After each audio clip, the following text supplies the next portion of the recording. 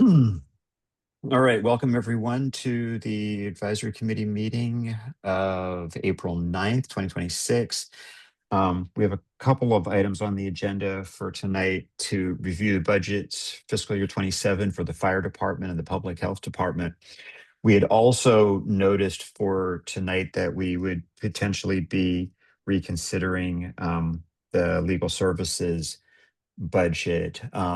We have received communication from town council that was relevant to questions that we asked at the last meeting. That email came just a few moments ago. So we're going to post that with our documents, and we're going to move the discussion until Tuesday night. If there are any members of the public who have anything any public comments about the budgets on the agenda, drop your name in the chat and we'll recognize you.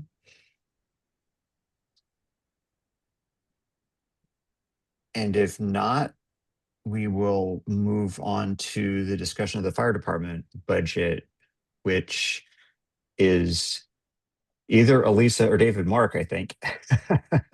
Yeah, I do not see Elisa here yet. I talked to her on the phone about 15 minutes ago, but she's not in yet. So do you want to do health first, or what do you want? What do you think? Do we have health? I can't look at the we have both the fire chief and the health director here. And who's giving the report for health? That's me, Dennis. Okay, why don't you go ahead then? Absolutely, happy to.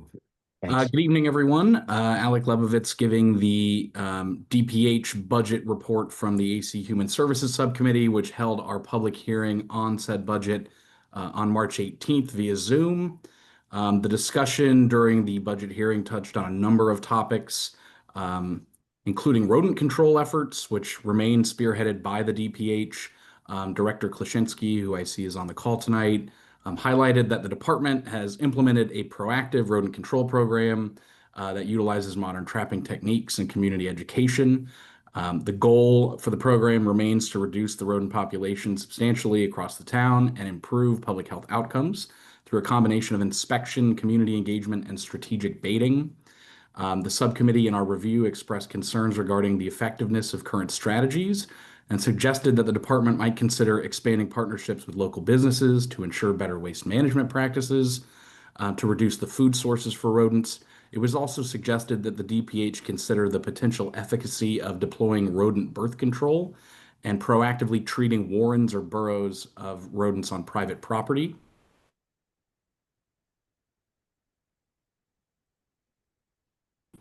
Which Director Klaczynski and the department provide data on the number and amount of refuse bylaw citations issued by the DPH during FY26, which members of the committee may remember we were provided by both DPH and DPW at our review for last fiscal year. So we're still awaiting that data, but we'll certainly share that with the full committee when we receive it. The subcommittee discussion also touched on DPH's ongoing vaccination programming. With it reported that the department has been actively working to increase vaccination rates among Brookline residents, particularly among vulnerable populations, including seniors and young children. And this is coming in the face of a protracted federal withdrawal from support for vaccination programming. DPH plans to expand our current local vaccine programming, including offering flu shots and COVID-19 vaccinations in community spaces and through the public school system.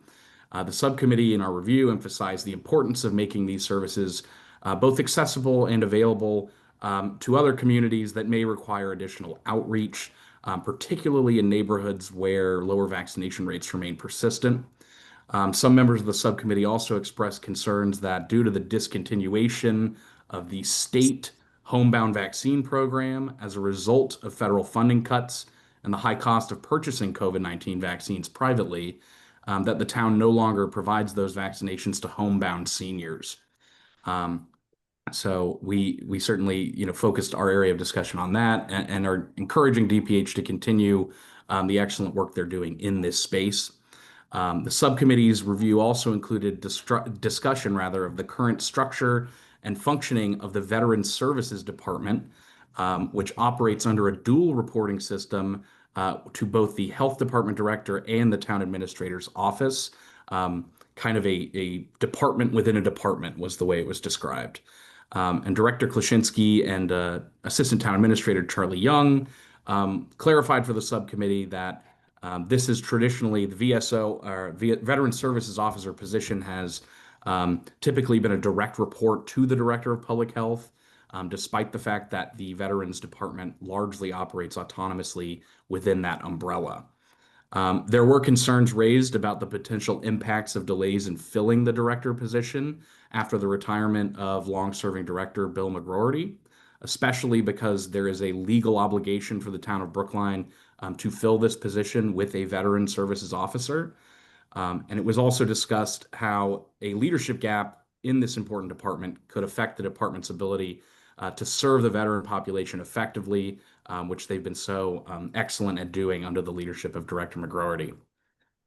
We also touched on the rollout of the CARES Brookline platform, which is the culmination of a number of years of effort on the part of the department and one of the key planks of implementation for the Community Health Improvement Plan. John Klaczynski reviewed the platform with us and the launch process, including the role of the new Human Services Navigator, who was key in developing and launching the platform.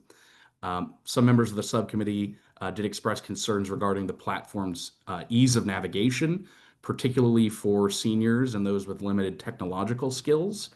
It was recommended that DPH continue to look into how they can enhance user supports, including the development of instructional materials or training sessions for residents who may be interested. And I'll just note that Director Klaczynski was very amenable to suggestions here and indicated to us that the CARES Brookline platform is a very important tool for the town, but remains under development, and imagine some future changes may be rolled out to the platform. We also discussed the town's emergency preparedness coordinator position. Director Klaczynski outlined the previous funding history for this position, which has been supported by a variety of grants in the past, including ARPA funds, grants for contract tracing services, and FEMA grants provided through UASI. The subcommittee expressed concerns about the long-term sustainability of this position, especially because it has relied through its history on soft money support. And the subcommittee was informed that DPH staff were actively looking to identify available grants, both state and federal, that might be utilized to support this coordinator position going forward, but cautioned that the withdrawal of existing federal programming meant fewer funding options are available, and it makes it, more, it casts the future of this program more into doubt given the retreat of the federal government from this space. We also reviewed some of the key performance indicators that were included in the performance, or in the financial plan rather, including a large anticipated increase in routine food inspections, which is estimated to increase from 300 to 600 between FY26 and 27. It was explained to the subcommittee that the DPH has received a grant from the FDA that is specifically targeted to enhancing food safety protocols, and in so doing, increasing the frequency of standard inspections under the auspices of food safety enforcement. This was certainly an area of public health that we recognize was important, and we're interested to see how the initiative is implemented. We were informed by Director Klaczynski that this large increase in the inspections may require the department to review the existing fee schedules for food safety violations in the future to ensure they're correctly aligned. And finally, one of the main areas of discussion that the subcommittee focused on was the Brookline Bounty Food Coupon Program.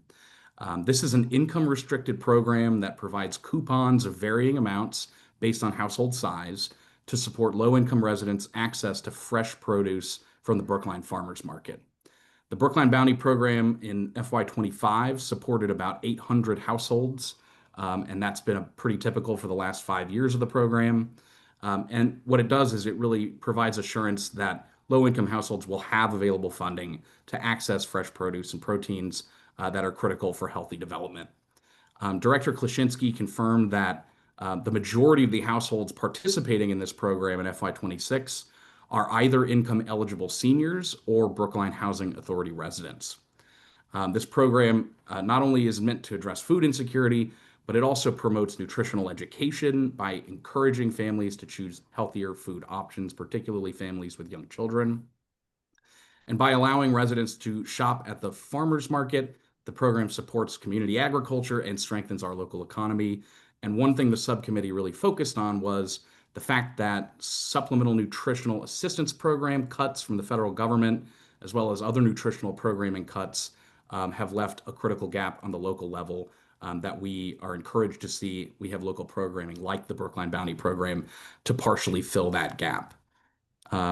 It was also explained to the subcommittee that the Bounty Program functions as a link between the department and a number of vulnerable residents that the department seeks to serve. It was highlighted that this program really builds community between the department and in particular vulnerable and lower income residents who are typically hard to reach through standard outreach procedures. The department or the program that runs on an annual cycle requires regular engagement and ensures that residents who may be eligible through income restrictions for other DPH programming can be connected to those other services by the department as they're brought into the department's orbit. Now, the subcommittee ultimately recommended favorable action by a vote of 5-0 on the department's proposed $1,531,436 base budget for FY27.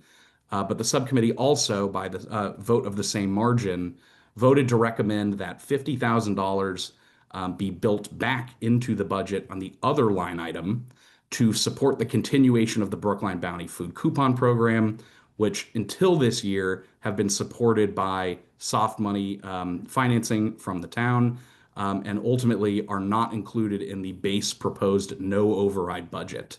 But given the need for proactive outreach to maintain the program's efficacy and given the importance of the program overall, given nutritional programming support cuts at the federal level, the subcommittee felt this was a program whose inclusion in the no override budget was merited, and thus we voted to restore that $50,000 cut.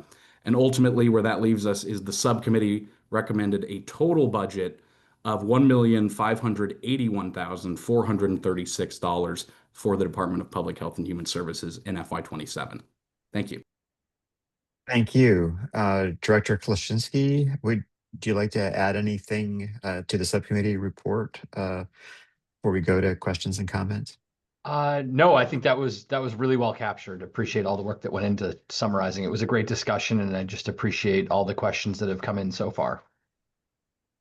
Great, thank you. Thank you for joining us. So let's go to comments or questions from the committee. Cliff Brown. Yeah, my question is whether or not the subcommittee had any suggestions as to where the money they're proposing to add into this budget is going to be taken from, because this entire committee has on more than one occasion said that if money is going to be added somewhere, you need to show where the money is going to come from. And so I don't see how we can consider this without understanding where the suggestion is that the money would come from. Alec, do you? I'm happy to speak to there was discussion of this at the subcommittee hearing, so I'm happy to speak to that. We did consider that question at the subcommittee hearing, Cliff, and I think it's an important question. Ultimately, we did not identify a pay for at the meeting out of an understanding that the way the process typically works in AC adjustments to department budgets is that they be reconciled holistically at the end of the process. So, I think we certainly could come up with some ideas, but I think wanted to wait to allow that process to play out the way it typically does. Thank you. Jocelyn Murphy. Thank you, Harry. Hi, John. Thank you for all of the work that you and your department do. It's so important in Brookline, one of the keystone departments, I would say. I have a question about rat control. I've noticed on various social media outlets in Brookline that there seems to be an uptick in the appearance of rodents. Maybe it's because of the good weather, not sure. But I have two questions. The first one is maybe 3 years ago, a policy was approved that prohibits the use of anticoagulant rat poison on town property. My question is that policy still being honored?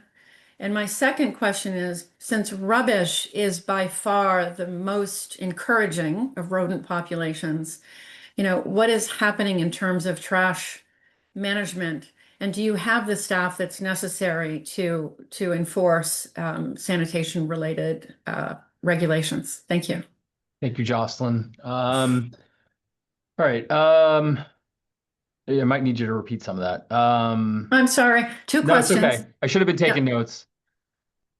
So two questions. The first one is whether the policy is still being honored. Thank you. And yeah, On that, so my understanding is that it is that's managed by public buildings, and not by the health department. So I would have to check with them. But they manage rodent control for all of the public spaces.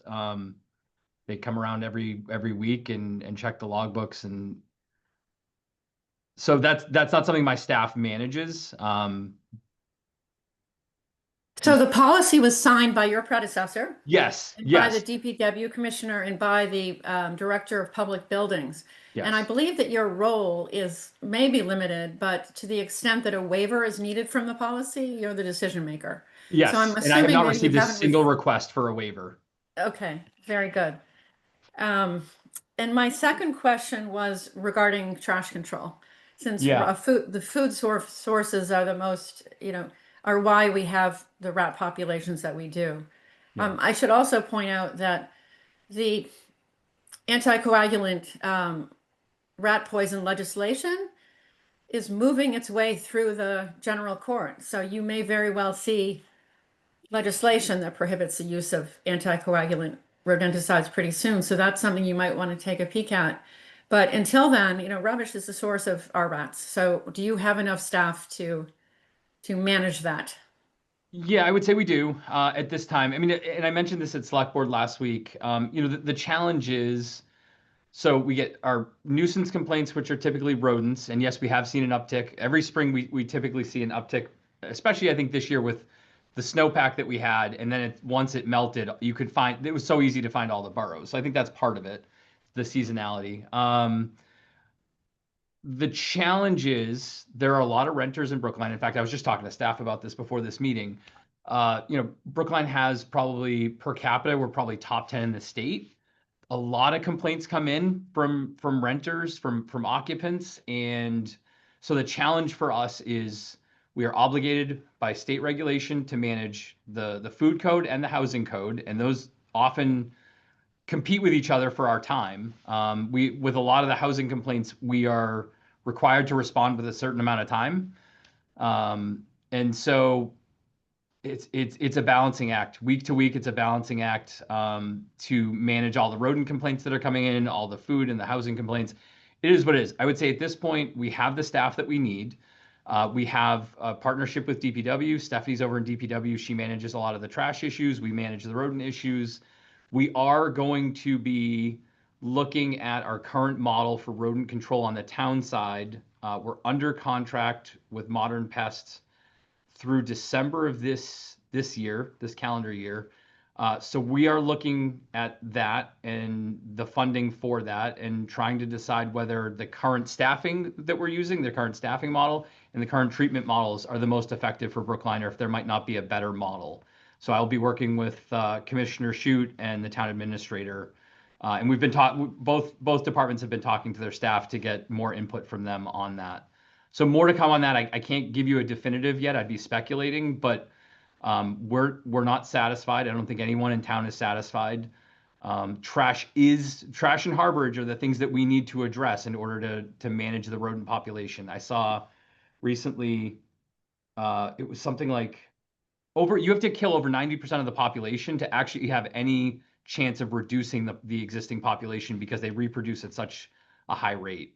So we have to hit it from both ends, right? We have to do that primary prevention and reduce the food sources, reduce the harborage, and then we have to manage the populations that already exist. But I would just say, from my perspective, I don't think asking everyone to invest in rodent control and having, I mean, I was in one neighborhood this past week. After select board, I went out. Don't do this often, but it was nighttime and I was already in town. So I wanted to take a look at an area that we'd received a number of complaints. The number of bait boxes in like a 1 block area is just, it's astronomical. And now, you know, you may get, you know, a property owner may get rodent control and then the contract may expire and probably some people are just not picking up those boxes. So it's hard to know which ones are active and which ones aren't.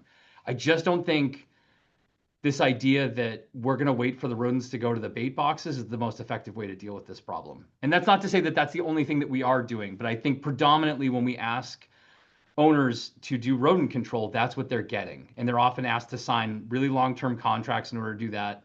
So I want to look at that model. I'm looking at, you know, Somerville and Cambridge and some of our other neighboring communities to look at what they're doing, because I think we need to make some changes. So that was a really long-winded answer. I apologize for kind of going off on a tangent there, but I think it's important for you all to know that that's what we're looking at. No, I appreciate it. And may I encourage you or invite you to reach out to the public buildings fellow in Newton, who's had really good luck with contraception. Yeah, I will. I absolutely will. In fact, we have the regional collaborative. So the 4 health directors in Newton, Belmont, Arlington, and Brookline talk about rodent control probably on a quarterly basis. So I will, Shinyi Lau is the commissioner over in Brookline. I will speak with her and we'll definitely get in contact with Newton's public buildings.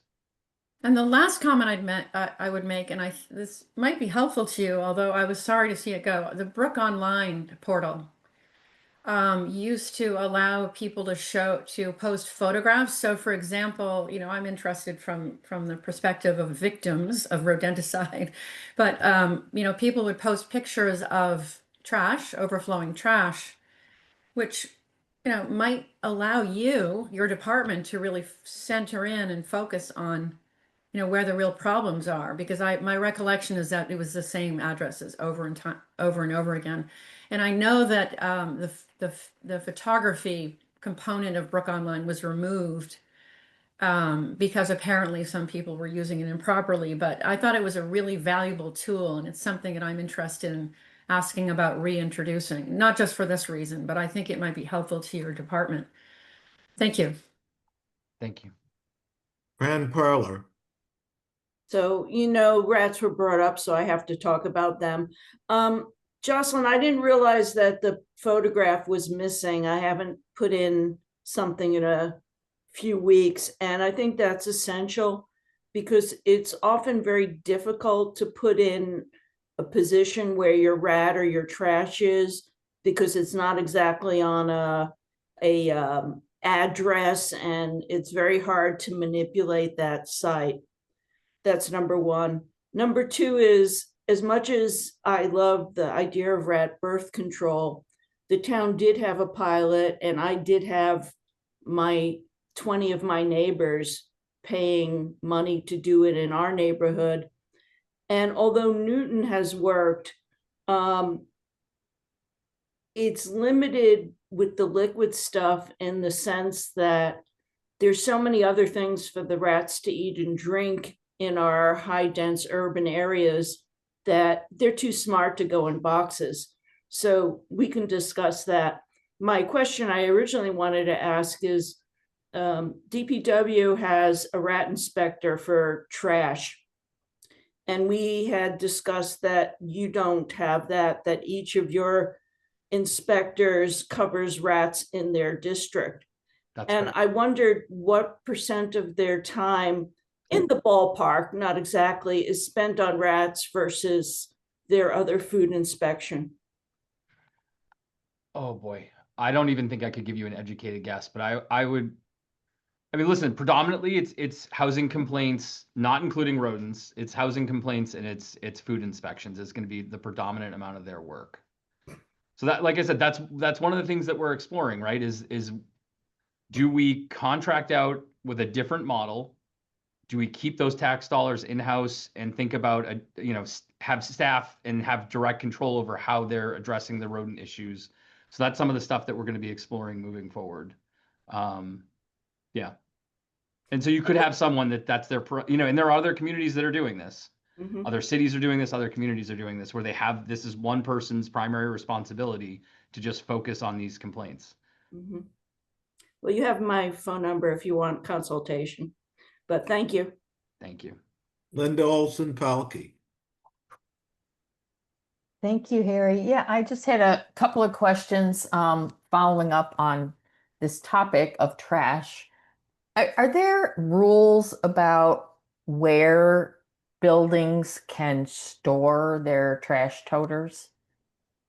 Or is it a rule requiring it to be indoors? My recollection is no. I will have to look back at the solid waste regulations. I don't believe that that's required, that they're indoors. Well, Harry, that may might I be. give a two finger on that? Sure, Fran. It depends on the zoning. In the Harvard Street zoning, there are regulations that trash has to be confined. So it's depends on what zone you're in. Mm. Yeah, because I live in a large multifamily building, and kind of all around us are also multifamily buildings with their toters outside in their backyard, as it were, and overflowing. And we're constantly reporting them. And then one of the landlords to one of these buildings actually suggested that they were told they had to put them outdoors. And I was like, that's bogus. There's no way they were told they had to put them outdoors. So I just wondered if there was any regulation. I would suggest requiring it somehow, because that's just a huge source of the problem. To follow on from that question, I wanted to ask about beehives. Before we do that, Yeah. Linda, do you mind if I interrupt? Because I just want to make one comment on trash. Oh, sure. No, please. Related. Yeah. They don't even have to be overflowing to be a problem. The inspections that I went out on last week, it was one neighborhood, right? I didn't have to go that far. The number of trash barrels, toters that I found with holes in them. Mm. It was Right. probably more that had holes than didn't. And so we reported that over to Stephanie and DPW, and they're going to get them replaced. But like, that's another one of the challenges is they smell the food in there and they find their way in. I mean, they're determined to find food sources. So it is a constant challenge. Yeah. It would be nice if we could require it. And we Yeah. do, So and just, sorry, one other thing, Yep. we do on the public health side, when it comes to large multifamilies, we do set conditions when a new building goes up about how big the container has to be, how often it has to be picked up, because we don't want solid waste sitting out there and becoming a food source. Sorry. Right, Sorry for the right. interruptions. Yeah, no, that's great. Great information. So that's dealing with the people who have private haulers and stuff.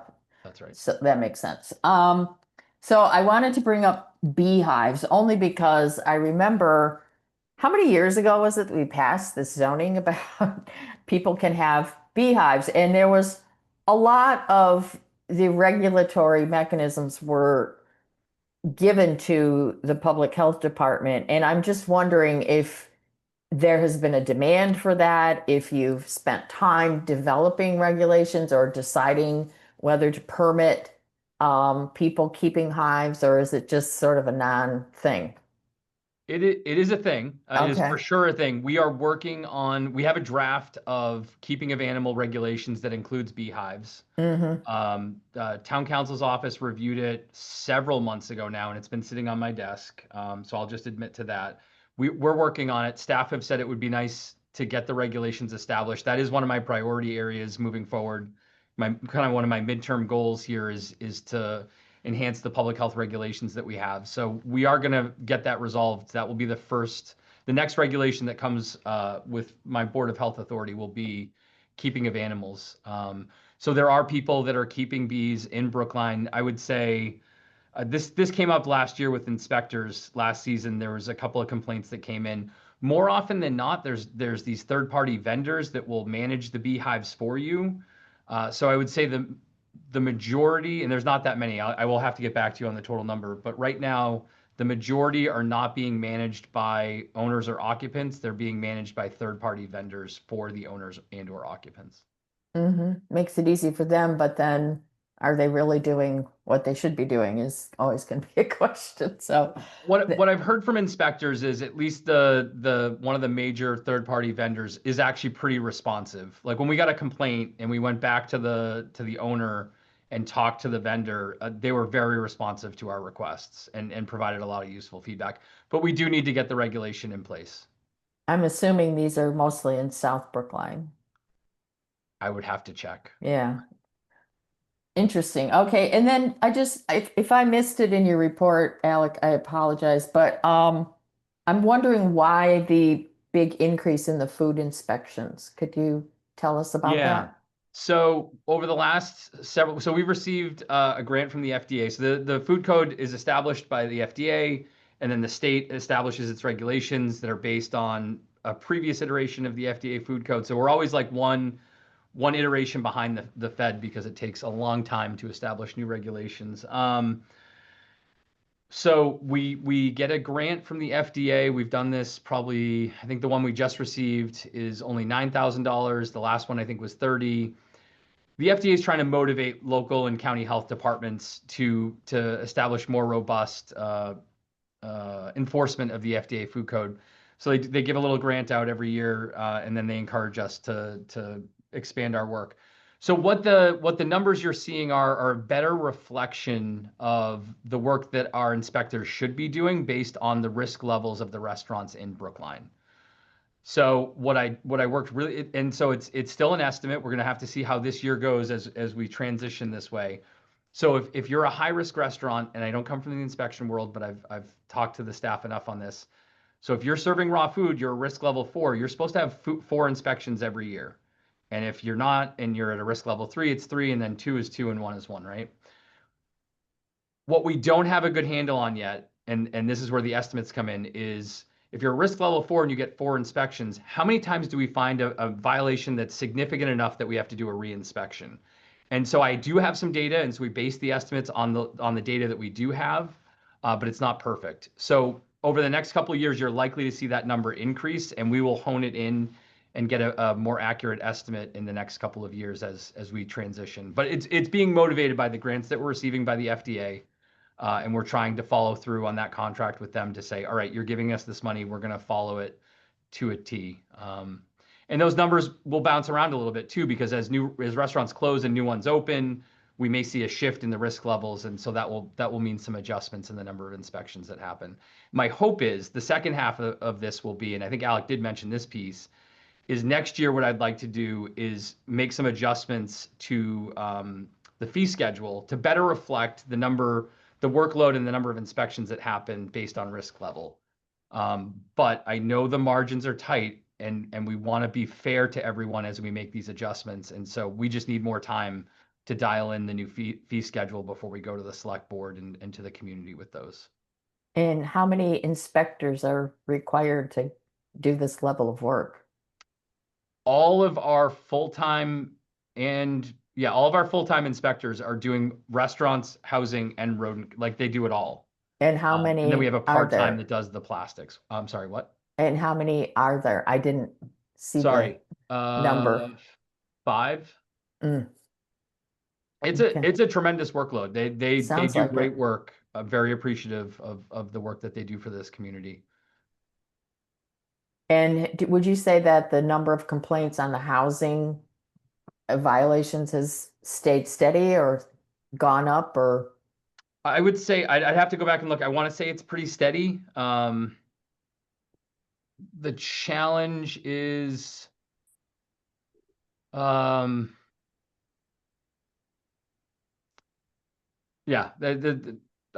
I'll leave it there. Okay, thank you. Harry Friedman. Linda, to follow up on something that you brought up, for those of us who are in small multifamily buildings, many of which are attached to each other, there often is nowhere to put the trash toters other than outside the building, which is not to say that you have to fill it up with garbage a week before it actually gets picked up, but there may be no other place to actually put the toter. Liz Linda. Hi there. Sorry, most of my questions were addressed, but I did have, this is a side question. What I've noticed with the trash receptacles is that they don't tend to close all the way, and many of them are designed with openings. And I understand, just to go back to the rats, that that also the plastic that they're made of, kind of like the wires in cars, is actually appealing to rodents. Is this something that like ever comes under discussion?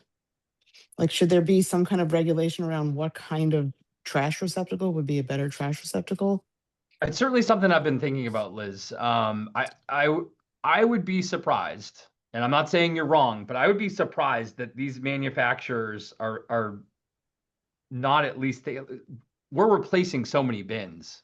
You'd like to think that someone would say, "Hey, wait a second, there's got to be a better mousetrap for trash." Well, there used to be, I mean, I don't know, maybe the cost of metal is too high or the Yeah. sound of it is too invasive in dense areas, but I don't remember, feel like an old pony. I just don't remember seeing so many holes in trash receptacles when I was younger. Maybe there weren't so many rats, but it seemed like they were more secure, like they should be built to not be violated so easily, right?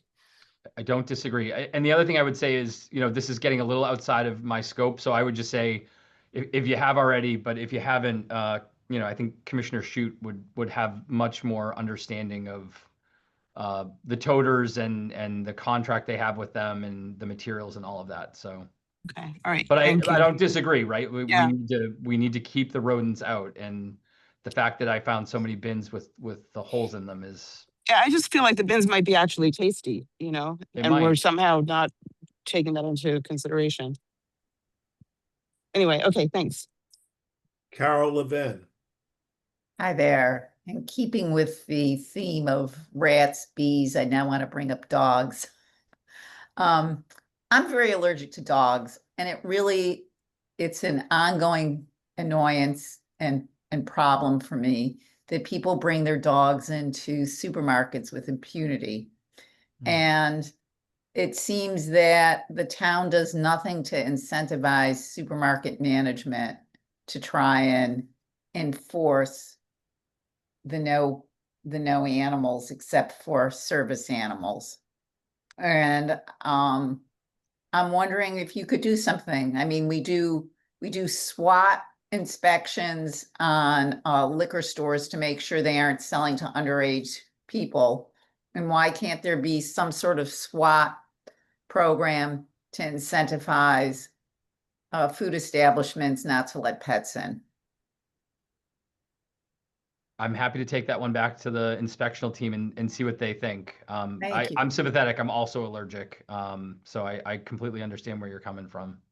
And I actually have frequently told people that it's against the law, it's against health regulations, and they're always like, really? I didn't know that, even when they've just walked through a door that plainly says that no dogs allowed. So I would appreciate that. Thank you. Sure. Well, last year, I think we had 3 hours worth of questions for Segal.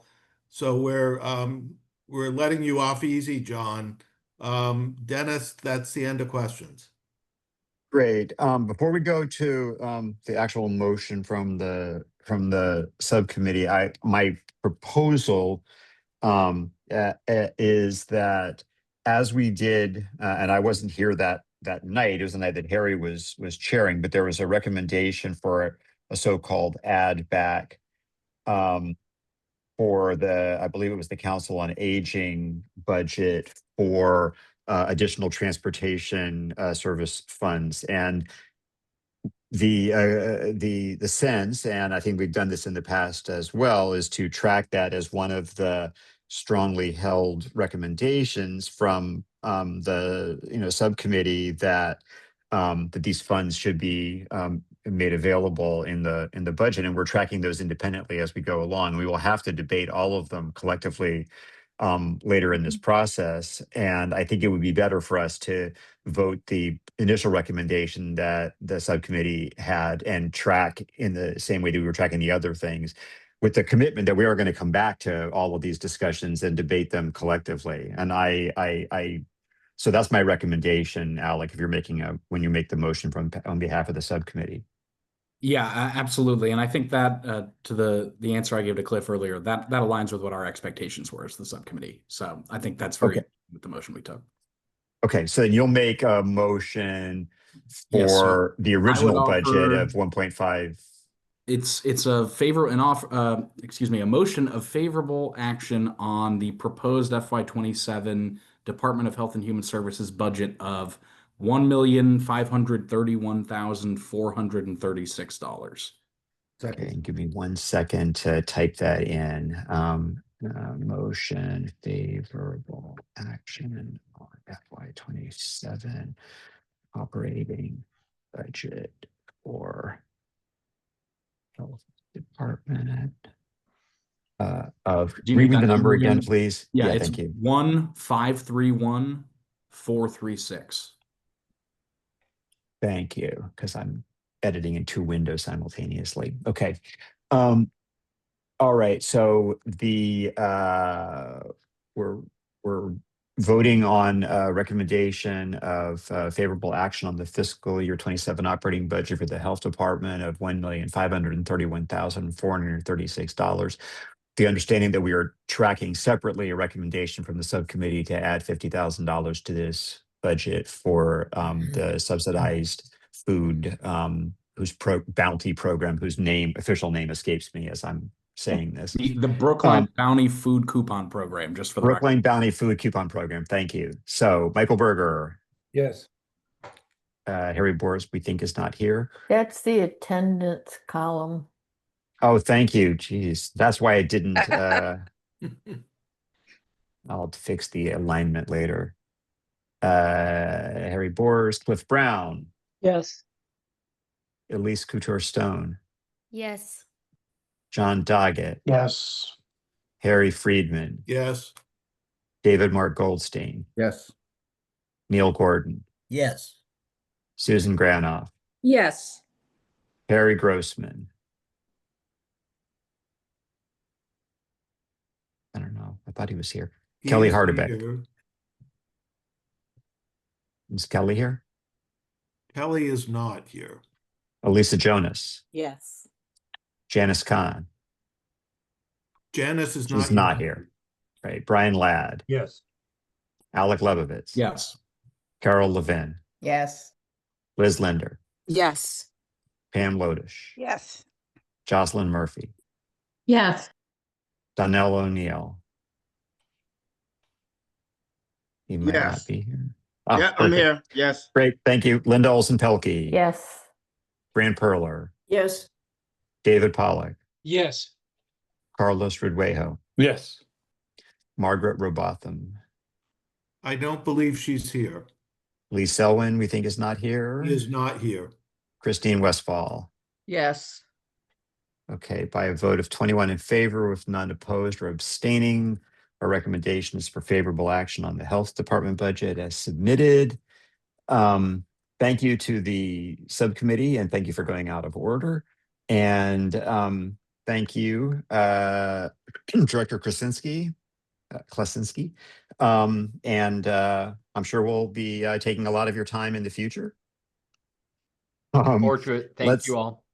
Great, thanks. Let's move on to the fire department budget, which I believe will be presented initially by Alyssa, with perhaps some judiciously timed assertions from David Mark.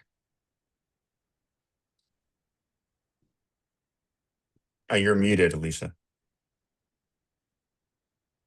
I do just have to mention that David Mark and I had a psychic experience last night. Each of us thought that we were writing the fire department operating budget, and each of us finished it within 1 minute of each other at 4 a.m. and 4:01 a.m. And we then promptly communed on it for the next hour till 5 a.m. So whereupon Harry and I promptly read them both because we never sleep. Anyway, so but first of all, I just want to thank Chief Sullivan for having done a fantastic job on behalf of the town.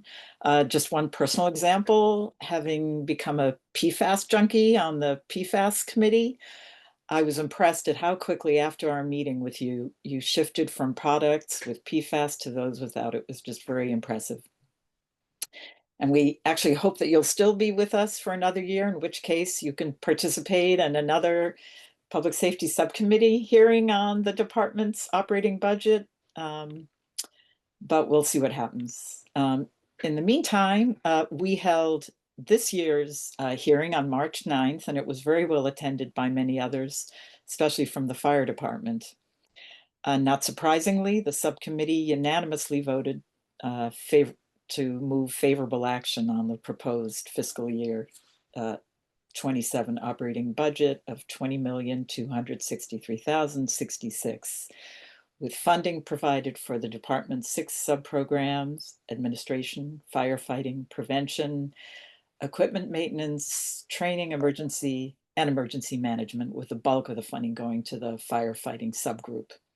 So this 20.3 million amount is the non-override budget.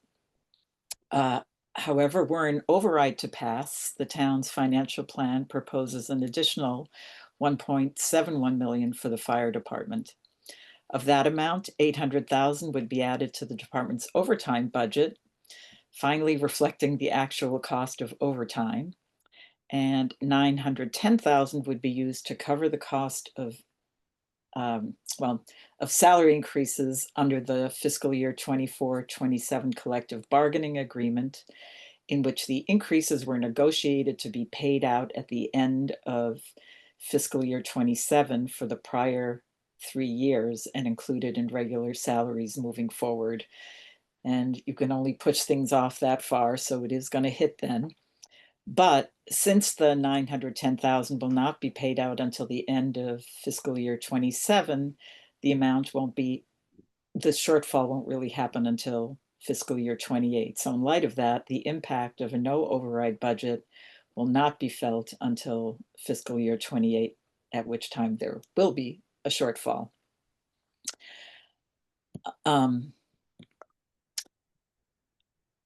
The chief noted that the non-override budget does not include any new initiatives and is largely stable from the prior year, with the recommended amount coming in at around 242,000 higher than the fiscal year 26 budget of 20 million, and that translates into a 1% increase. There were some adjustments that Chief Sullivan mentioned. First of all, in personnel, the fiscal year 27 budget has a reduction of 1 personnel position, and this reduction will occur regardless of whether the override passes or not. What is not yet decided is which position is to be cut. The current financial plan shows the reduction of a 2nd lieutenant position in the fire prevention subprogram. And the reason for cutting this position is that it was the latest position added, and so last one in, first one out. But the chief is not sure that that particular position is the one that should be cut. He had lobbied very hard for that position to be established in fire prevention. It deals directly with the public every day, doing inspections and issuing permits. The town had been lagging behind in these areas, and there were many complaints that the town was not handling the permitting process adequately. So the chief thinks that there needs to be a harder look at the organizational chart to determine which cut would have the least impact on providing services to the public. Chief Sullivan also mentioned a slight increase in the equipment line item due to an increased cost for the town for turnout gear. A portion of this expenditure had been paid by ARPA funds, and since these are no longer available, the full cost has to be carried by the town. And in addition, we now have PFAS-free turnout gear, which is slightly more costly. And these 2 factors have resulted in a $52,000 increase, 54% in the equipment line item. Utilities, the projected cost of electricity, gas, and water are projected to increase, but these increases are slightly offset by a projected decrease in the cost of diesel fuel for a net utilities cost increase of around $9,400, which is a 3% increase. So as we've done in past years, we discussed the health of firefighters. So starting in 2018 under Governor Baker, firefighters who are diagnosed with specific cancers that are presumed to be associated with their work conditions qualify for presumptive of cancer injured on duty. In the past, you could only get presumptive of cancer during retirement. So now a firefighter with that diagnosis doesn't need to use sick time during treatment. They receive 100% medical coverage and they have job protection. So according to Chief Sullivan, at any one time, there are 2 to 3 firefighters on presumptive of cancer injured on duty leave in Brookline, which is in itself somewhat disturbing that we have so many people in that situation. So I don't know how many people saw in the agenda packet.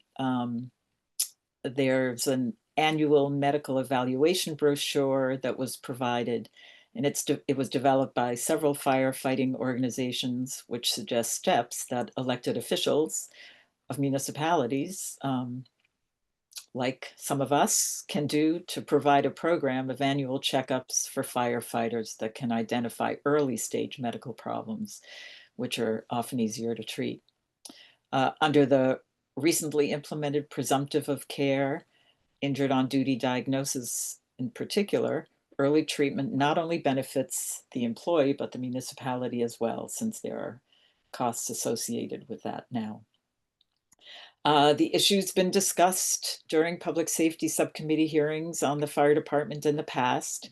Chief Sullivan was asked at this hearing whether the department has initiated any new cancer detection screenings.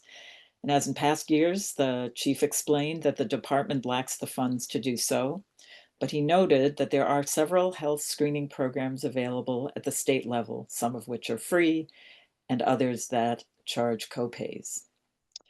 There are also grant programs to fund these initiatives at the town level, but Chief Sullivan believes that it would have been unlikely in past years for Brookline to receive such grants due to its strong financial standing. But in light of the town's current fiscal situation, which for this purpose can be seen as, well, half full, half empty, the possibility of receiving such grants may have improved. The chief mentioned that he had just spoken with a fire chief of another town that recently succeeded in obtaining an assistance to firefighters grant for blood testing, and he plans to have the town pursue this option. So, and of course, always a big discussion during our hearings is overtime. The fire department continues to have high overtime costs. In fiscal year 25, the town increased the overtime budget to 1.1 million to make it a more realistic reflection of actual overtime costs and to reduce the amount that needed to be transferred from the reserve fund. But even with this increase in the budgeted amount, 800,000 was still needed from the reserve fund. The amount budgeted for fiscal year 26 was the same as for 25. And so, as one might expect, there was still a need for a projected reserve fund transfer. Actually, the amount of overtime increased slightly. So the amount needed is projected to be 861,000. Of course, we're not at the end of the year, so we don't know exactly what the amount is. So we discussed again several factors that have influenced overtime usage. First, the department started the year with 6 vacancies, with the amount reduced to 5 in recent months. And as of this month, 3 of these vacancies have been filled with the new firefighters having begun training at the Mass Fire Academy. However, they're still not on board, so overtime still has to be used to cover their workload. Chief Sullivan has been holding off on filling the remaining 2 vacancies pending the outcome of the override vote. Second, the department has 15 firefighters currently on injured on duty leave, down from 19, but still higher than the 8 on injured on duty leave at the beginning of fiscal year 25. Third, starting several years ago, firefighters are contractually guaranteed to be granted a minimum of 5 vacation personal days a year. When the guarantee was implemented, the number of IOD leaves were low, but in recent years, they've increased significantly. So this combination of leaves resulted in a greater need for overtime usage. But it should also be noted that our overtime costs are in line with those of other communities at about 10% of personnel costs. But at the same time, we're also a somewhat younger fire department, so one might expect it to be a slightly lower percent. The administration has continued to work hard to reduce the length of injured on duty leaves by providing more oversight, making use of modified duty, transitioning persons to retirement or other forms of separation from service.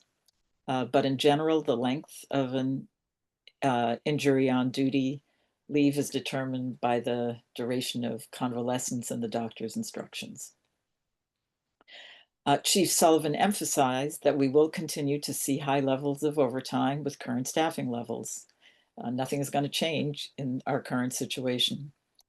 Charlie Young evaluated whether the hiring of additional firefighters could be justified by an equivalent reduction in overtime cost, but he determined that it could not be. So if the department is forced to make budget cuts, staffing levels will likely have to be reduced. One option being considered, as we've seen, is eliminating a company, and so eliminating 20 positions in that way. Chief Sullivan believes that the preferable option would be to reduce minimum staffing levels to 3 firefighters, as had been proposed and as is the case in most communities in Greater Boston, except Boston itself. And that would likely eliminate the need for overtime usage. He acknowledged that the 4-person staffing standard set by the National Fire Protection Association is the safest and most effective staffing level. But if cuts are going to be required to close a funding gap, he would prefer to be across the department and not by eliminating an entire company. Let's see, we discussed response times. There's a section in the performance workload indicators that shows the average response time to emergency incidents. And we noticed that in prior years, the indicators showed that they arrived in 4 minutes in prior years, but this year it has become less than 4.5 minutes. And the chief cited 3 reasons. First of all, the relocation of engines to less optimal stations during renovations. So for example, when engine 4 was moved from station 4 on Boylston Street to station 6 on Hammond Street during the renovation of station 4, the response time to a call from their district has been taking longer. This will be a situation that we have to deal with throughout the time of renovations. He also cited changes in road conditions, such as the addition of bike lanes, more traffic congestion, and adding a bus lane to Route 9. And finally, possibly one of the biggest reasons is that we have limitations in data collection leading to inaccuracies. It depends on when the individuals responsible indicate how soon they've arrived at a location. So data is just captured inconsistently when measuring on the road response time. So the department is working on that, and accuracy should be improved with new software that's coming online, as well as some new hardware. We asked about the impact of the large increase in the number of units at Hancock Village. The chief has not seen a, quote, dramatically marked increase in the number of calls, though this assessment is based on anecdotal evidence. Finally, we discussed fire station renovations, which I know was also discussed at the Capital Subcommittee hearing. I don't remember exactly what was presented at the advisory committee, so I am just going to summarize our discussion. When the Public Safety Subcommittee met with Chief Sullivan last year at this time, costs were projected to be higher than anticipated, and so much so that there would have been insufficient funds to renovate Station 5. This year, the good news is that the project is on budget. In fact, the cost of renovating Station 4, which will be completed in April, is expected to be $500,000 under budget. And the news is even better for Station 1. The original estimate was 11.7 million, and the actual cost that came in on bid was 8.6 million, which is more than 3 million less than expected. For Station 5, the feasibility study has been completed. The chief will be presenting the findings to the building commission, together with cost estimates for partial renovation, partial rebuild, and full rebuild options. And with a lower than expected cost of Station 1 and 4, even the full rebuild estimate is within the original appropriation. When asked what accounted for the lower than projected cost of Stations 1 and 4, Chief Sullivan noted that the inflation factor that had been used was 15% annually, which was much higher than needed. Also, the original estimate had a higher cost estimate for electrification on the assumption that geothermal would be installed. But in most cases, there's insufficient land to make geothermal feasible. So in summary, by a vote of 5 in support, 0 opposed, the Public Safety Subcommittee unanimously moves favorable action on the fire department's proposed fiscal year 27 operating budget of $20,263,066. And I turn it over to David Mark, if he has anything to say. All right, so if David Mark is protesting, so we'll turn it over to Chief Sullivan if you have anything you'd like to add to that. Yeah, she covered it. Excellent so report well. from the subcommittee. Thank you, Elisa. No, not substantively. There was a couple of errors in the reporting, just very, very minor. It's 5 vacation opportunities per tour, not per firefighter. So that means that there's 5 opportunities for firefighters to be off on every shift. So that's a little bit of a difference there. Yeah, no, I was surprised at the date. I should have checked with you. Really, that's the only substantive one that is worth of note. Great, thank you. So we'll turn it over to questions or comments from the committee, and I'll point out that the gibberish that came out on my name is because I was unplugging a YubiKey from a USB port on my computer where I noticed it was plugged in and it decided to barf out a security code right into the chat. We won't use it. How's that? Yeah, well, it's already expired, so. Alec Lebovitz. Thanks, Harry, and thanks to Elisa for a great subcommittee report, and to Chief Sullivan for all the great work he's doing and the department continues to do. I know we really appreciate it. I had a couple quick questions I wanted to ask on the renovation and the station rebuild projects, and then one question on the no override scenario. So on the renovation projects, first, it's great to see that we're finding savings opportunities in these projects. That is really excellent to see. I'm curious, when one of these projects identifies savings, like the Station 1 and 4 renovations, does that mean the town does not bond for the excess, or have we already bonded for the excess and we just don't end up needing that full amount? So the way I understand it is that the bonding only happens as needed. So we are only bonding based on projected costs for a fixed period of time. So Lincoln Heineman will contact myself and the members of the building commission and say, all right, what are you expecting for the next 6 months? Because we're going to go out to bond. And we give them a projection, and it's that's how that works. So great. So that just is worth noting. That translates to savings for residents just by not increasing the amount of debt service they would pay on the bonded amount, if I'm understanding correctly. At any given time, yes. Yep. The interest rate's going up, but yes. Well, right, but that's another matter. I'm curious, the savings that came from the Station 1 and 4 renovation projects. It mentions in the subcommittee report that was largely due to conservative budgeting. is that entirely the case, or were there any design changes or changes to the projects that resulted in some of those savings?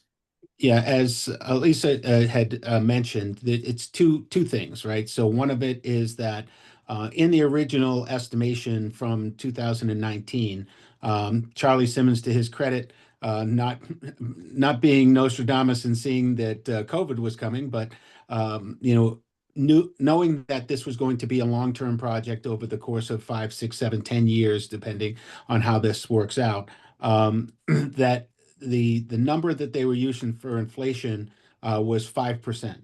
And he said, let's kick that up to 15%. The way that the costs were going at the time, it didn't seem like there was going to be a real reduction in the inflationary costs. And so that's what GGD used for those numbers originally. It's better to say we're going to need 65 and only need 60.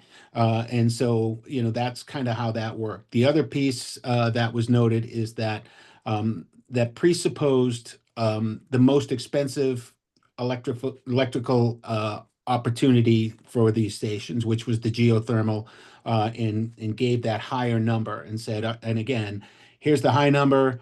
This is what it would cost if we went full geothermal. That's what the estimate was based on. But in reflection and looking at the actual land, we just don't have the land to be able to do that in most of the cases.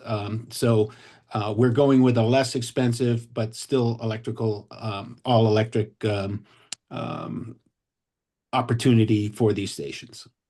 Great, thank you.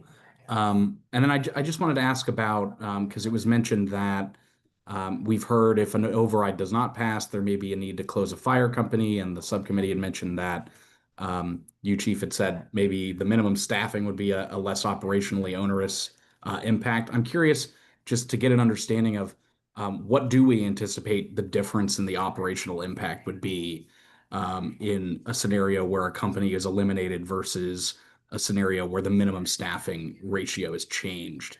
And I'm particularly curious, would a company elimination have more of a concentrated impact on a specific neighborhood? It would. Okay, so that is very troubling. Is that the only difference between the two, and is that why you favor the staffing approach? In the macro sense, yes, because if we lose a company, this is a situation where we don't have, like many large municipalities, a double engine company house, so 2 engine companies in the same place. So if you take one away, the workload on the one remaining goes way up, but your response times stay the same. If we eliminate a company altogether, then our response times will increase, and those increases, because we're creating a gap somewhere, and so, much like we're in a gap situation right now, where we have renovations, we have a company closed, we have a station closed, there's a gap there, and so that's why when you see the numbers that Elisa had mentioned earlier, our performance measures, they're up, our response times are up. That's one of the factors. This unfortunately would just be permanent. So, and if you go back all the way to the report that was done in 2010, when this came up at the last kind of budget crunch by the Matrix Committee, the chief at the time said he would rather close a company than reduce staffing. The Matrix report was done, and the Matrix report came back and said, well, that's not really what we believe is the right thing to do. We believe you're better off keeping all of your companies and going down minimum staffing. And the fact of the matter is that I've lived through 4 decommissionings of companies in my career. So 4 different companies were closed. They never come back. Once you lose them, they never come back. Staffing is something that we can look at 2 years from now and say, all right, the economy is better, our tax base is better, we have less onerous GIC things that are coming down the line for health insurance. We're in a better place because of our bond rating. We're in a better place because of our OPEB accounts and our retirement funding. let's increase the staff again. It's a lot easier to do it that way than it is to do it the other way. Thank you very much. Yep. Carlos Reduejo. Thank you, Harry, and thank you, Chief, and all your staff for what you do for Brookline. I had, I guess it's a follow-up question or just a clarification for the last question that Alec asked. So your recommendation, so if the override does not pass, your recommendation would not include closing a fire station. Is that correct? If the override does not pass, we would not see the full impact until fiscal year 28. So for fiscal year 27, we are not looking at losing a fire company, even if the override doesn't pass. That would be pushed out, if you will, to fiscal year 28. And, anything can happen between now and then. We believe that we'd be able to realize savings enough in fiscal year 27 through the use of brownouts, which is a different tactic that we can use where we close a company on a intermittent basis, either because of the daily staffing and for a fixed period of time to realize savings. We are currently in impact bargaining negotiations with the union around that very subject. So I can't get into too much more than that than to say that, those are the options that are at my disposal. Minimum staffing is a part of the collective bargaining agreement. That would have to be agreed to by the union, and I can't just implement that as the fire chief.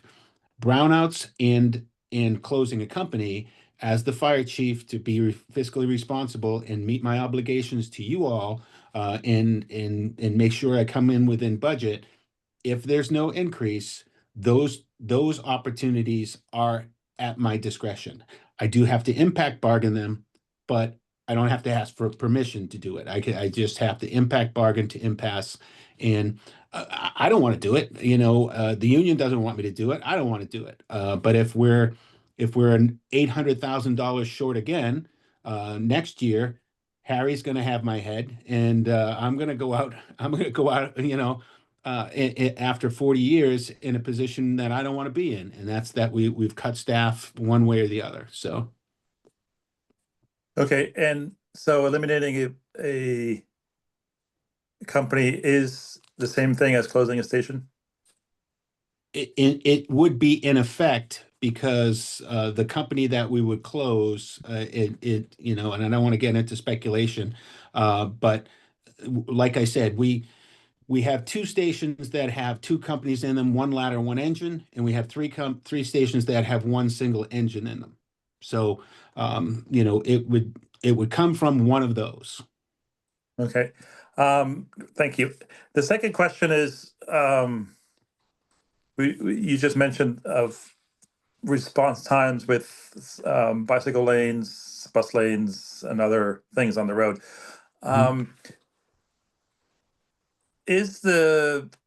Do you believe the fire department is consulted sufficiently with the new program for the humps, the calming humps Yes. that they're going to be installing in different neighborhoods? For example, Buckminster and Tappan, where they're installing between Buckminster, Clark, and Clinton, they're installing about 30 of these humps. What does that do to, first of all, the response time, and second, to the actual trucks? Because I'm assuming that if they go faster through those humps, the trucks do suffer than if they didn't go through the humps. Is that correct? Or So you asked about a 5-part question there, Carlos, so I'm going to try to catch them all right? okay. Are we being consulted sufficiently? I would say yes. We have representation at all of the transportation board hearings for all of these things. Do we get what we want all the time? No. But there's a give and take, right? I mean, the town is a living, breathing organism, and the fire department understands that. And we don't want to get in the way of public safety in general for neighborhoods that believe that, you know, the citizens in that neighborhood are at risk because there's a high rate of speed and you know, all of the factors that go into that, right? So we try to be, you know, good neighbors, if you will, and understand what the neighborhoods are dealing with. But at the same time, to address your other part of the question is, yes, it does slow us down. Does it slow us down significantly?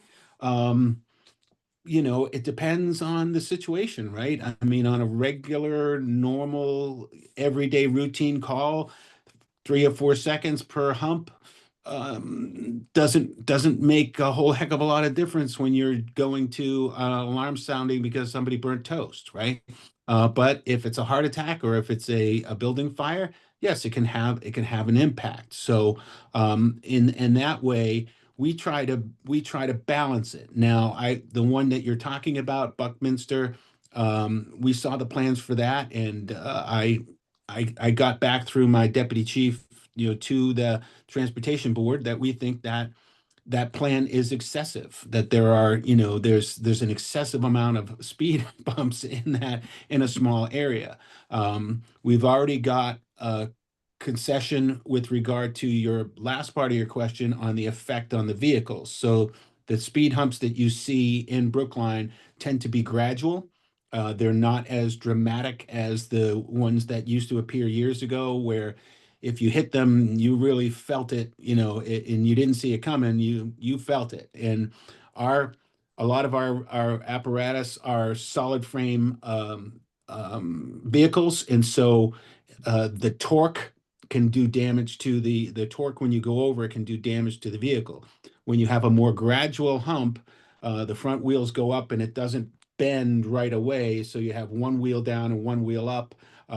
They tend to go up and then they come down. So to that was one of those things where we recognize that these were important to the neighborhood, but how can we engineer them to make them, you know, safer for our trucks?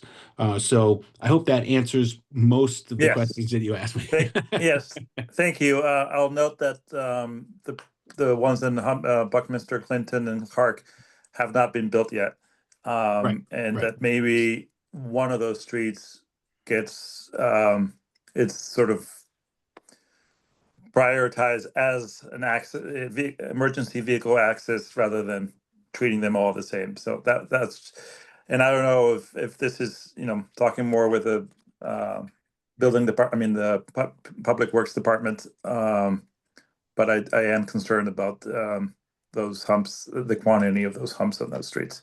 Thank you. Harry Friedman, Chief or Charlie Young, I thought I heard in Elisa's report that as bad or as significant as our overtime is, it's not really any much worse than neighboring towns. And so I'm wondering what one is supposed to take from that. Does one take that, you know, we're no better or worse than others? Or does one take, it's horrible everywhere and we're no better or worse? Or does one take both of those? How does one interpret this? Charlie, why don't you let me start the first part and then you can jump in on the numbers. Sounds good. Because you know, that is anecdotally from me going to Metro chiefs and having these discussions with other fire chiefs, that everybody's in the same boat as far as overtime goes. Everybody's over their budget in overtime. The fact of the matter is that we came back several years ago and said, here's a model for funding overtime in fire departments, and that it's a number around 10% of your personnel costs. We were substantially under that. We were down, you know, if my budget is $19 million, 1.9 in overtime, that's where we should be. We were at 750,000 at the time. To the credit of the administration, We had a plan to try to aggregate that over the course of time, so the budget impact wasn't so onerous in one year. Last year, fiscal 20, where are we now? 26, 25, we were able to put $300,000 into the budget with the expectation that we would put 300,000 in fiscal 26, 300,000 in fiscal 27, and then if needed, 300,000 in fiscal 28, and we would come up to that number of approximately 10% for our overtime. And then we should be able to be working at least close within what the structural deficit would be closed for what actual costs for overtime are. What we've come to find out is the actual cost. That didn't materialize in fiscal 26, and so the $800,000 that you're seeing in the override is really the remainder of what's needed to get us to 1.9 million. So thanks, Chief, and thanks, Harry, for this question. I don't want to contradict the Chief here, but I think this is a little bit more muddy than simply saying that we have the same issues as nearby towns. So this is on page 5 of the memo that's attached in the packet from me that was put out in October. And the Chief did great work here, reaching out to folks, getting some numbers. And as you can see, if you look at the very top of this table, Brookline's budget is 5.9% of its personnel budget for fire department, and its actuals, right, as of last year, are 11.6%, right, or they would be 11.6%. So we're a little bit over the 10% as of last year, and the experience of other departments is really variable. It actually depends heavily on their structure. Like, for example, Burlington's budgeted at 21%, and their actuals are 25%. So they're going over budget, even though their overtime is 21% of their personnel budget. Randolph, 7.5% budgeted, 10.5% spent. And then there are several communities that are spending below what they're budgeting. And for example, Reading is at 8.4% budget, and they're spending below that. And Weston is at 11.4% budget, and they're spending below that. And so I do think this is a meaningful benchmark, and I actually appreciate that the Chief brought this to our attention, and we were able to target something as a way to say we're going to work towards a goal here and compromise on trying to bring the level of the budget up. And so we run with that target essentially. But at the same time, I have cautioned to the advisory committee before that when we added the $300,000, the total deficit still went up by $189,000, meaning we put 300 in and we only benefited 100,000, right? The actuals continued to rise. Now, to sort of contradict myself, the projections that I put out at the beginning of this fiscal year in that memo show a deficit in FY26 of about 860,000, which is where I still project it today, which amazingly 2 quarters later, it's still projected to be 860,000, which is actually a relative leveling off of the actuals and the deficit. And so while I've cautioned before that it's been going up, it may actually be leveling off at this point. We may see some more benefits from some of the items that are included in the collective bargaining agreement that kick in the next couple of years. And so we think the 800,000 makes sense and the 10% target makes sense. Thank you both, I think. Elisa Jonas. Hi, yeah, thank you. So as I was writing the report, or one of the 2 reports, excuse me, I was wondering, right now we're saying if the override doesn't pass, there'd be a $1.71 million shortfall that would require draconian changes, as in eliminating potentially a 20 firefighter company. But I am wondering why we're seeing it as 1.7 million that we have to take steps with, since in past years we've gotten reserve fund transfers and we've never said, wow, we need to cut the equivalent number of personnel in order to eliminate the 800,000 or the $1 million short. So I'm trying to understand why is it because we're going to have that much less money overall that we don't have enough money in the reserve fund to be able to do that anymore? Yeah, if that can just get clarified. And the other question that I am wondering about, which I wondered about it during our hearing, but I never brought up, which is why have we decided to eliminate one personnel position regardless of the override? What was the thinking behind that? Those are my two questions. Chief, do you want me to take those? Yes, please. Yeah, sure thing. So, Elisa, there's two parts to that 1.7 million. There's $800,000 in overtime, and then there's the contract that kicks in 28. And so, the message was received, I think, from the town administrator's office at the July meeting of advisory, where we asked for a reserve fund transfer. And please feel free to correct me if I'm wrong, advisory committee, on this.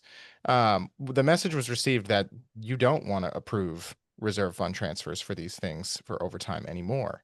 And in fact, at the moment, we're planning different ways to resolve deficits we're seeing at the end of this fiscal year, like snow and ice, and this overtime deficit. And we are planning to work that overtime deficit into a budget amendment, repurposing the $970,000 that was set aside in contingency for the schools that was not needed for fire overtime, rather than going for a reserve fund transfer this year.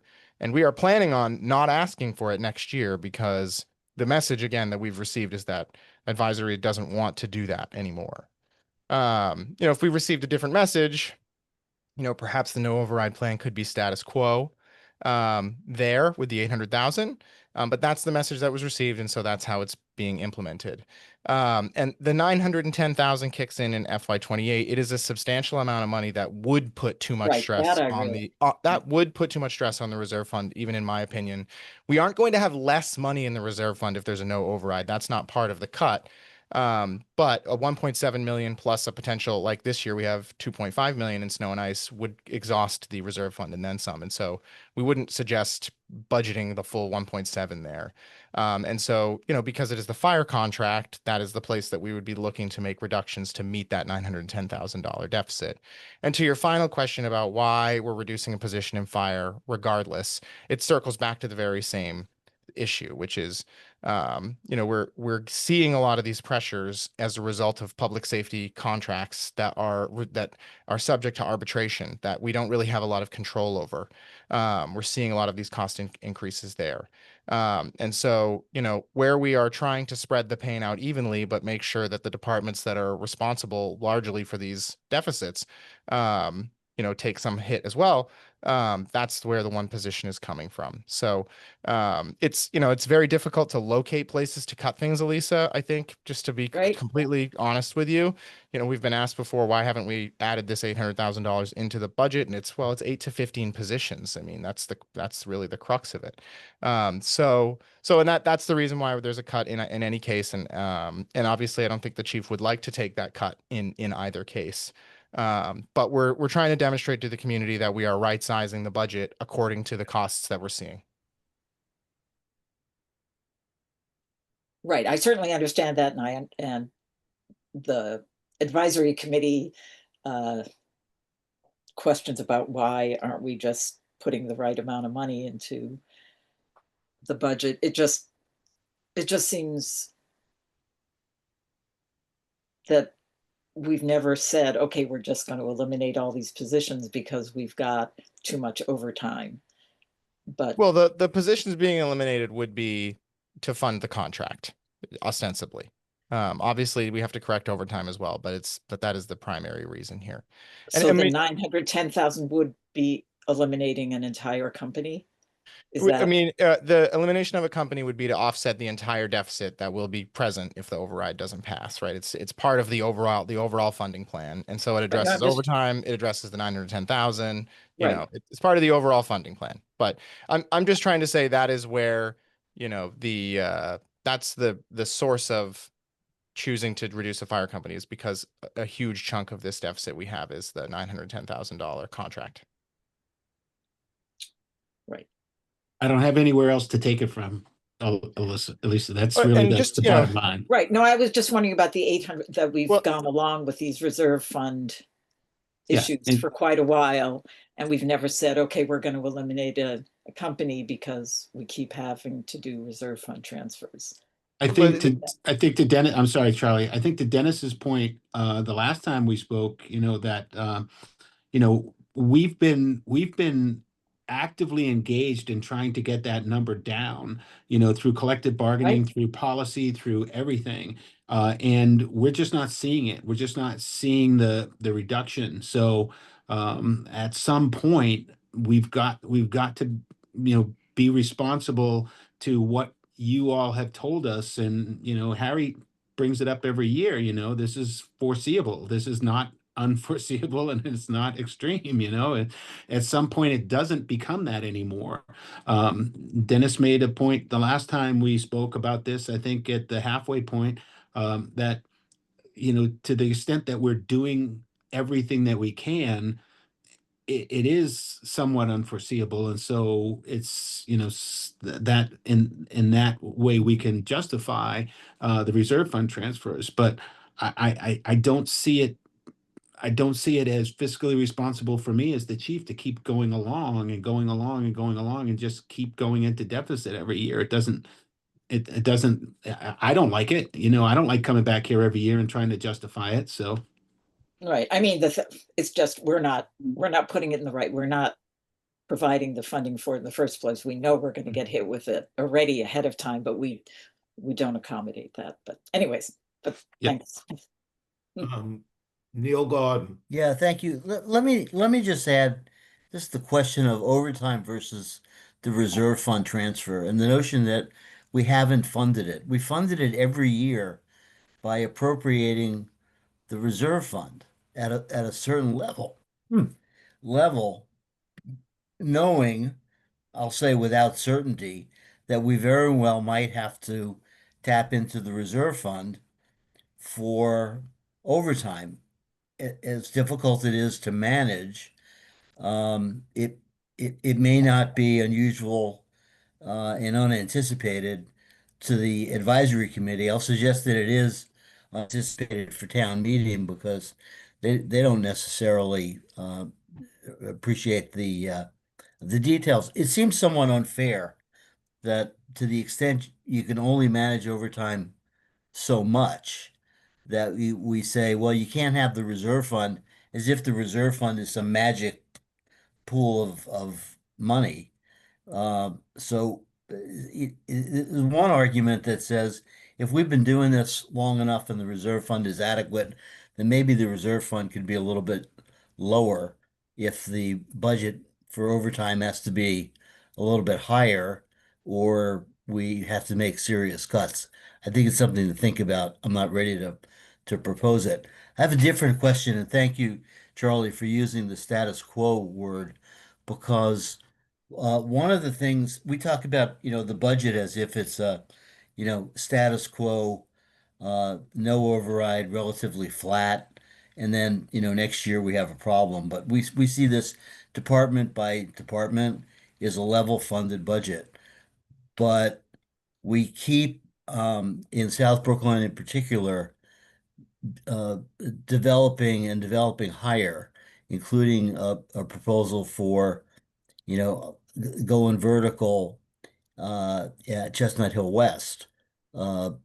Hancock Village has gone vertical, and we've talked about and sort of stopped talking about the need for a ladder company because response time to get a ladder to Hancock Village or to Boylston Street and Hammond Street is not the same as what it would be in most of the buildings in North Brookline. What's happening to public safety there as we expand on the one hand and eliminate the conversation? Don't ask me how we pay for this, but eliminate the conversation of a ladder company. At the same time, we're saying, well, and maybe we could also eliminate an engine company. If we eliminate an engine company, it's likely to be North Brookline response time because you only got so far to go. But what about the need for the ladder? Did that sort of the conversation evaporated? I presume the need didn't evaporate. So the conversation, to be fair, certainly hasn't, been eliminated by any mean or lost. I mean, in our discussions with the folks, the planning department about, the new project down in South Brookline, and the need for increased fire, protection down there, that's being contemplated and incorporated into the contract down there. It's a matter of how we're going to pay for the personnel. And certainly Station 4 has been renovated to accommodate a ladder company so that we would have the capability of having a ladder immediately ready to go into South Brookline. The fact of the matter is that as we progress through these renovations, there will be a ladder at Station 4 for the next 2.5 to 3 years. So for the next 2.5 to 3 years, that question is kind of put on hold, if you will, because there'll be one there anyway. It won't be a permanent fixture there, but it gives us some time to be able to develop that plan and see where the economy brings us, to be able to then come back and say, hey, it's time for us to pony up the however many $1 million it's going to be at that time for 20 additional firefighters. So the conversation is certainly not lost. It's in the background, but it's still being developed, contemporaneously with our problems that we're trying to deal with right now. And so I presume what I'm hearing is that with the renovations, you wouldn't have a place to put a ladder now anyway. Correct. Well, we're putting the ladder where we would put the ladder. So, yes, but it's there because its old home is gone, right? Right. We're creating a gap. Like I Yep. said earlier, we're creating a gap somewhere else. But the gap that currently exists in South Brookline will not exist.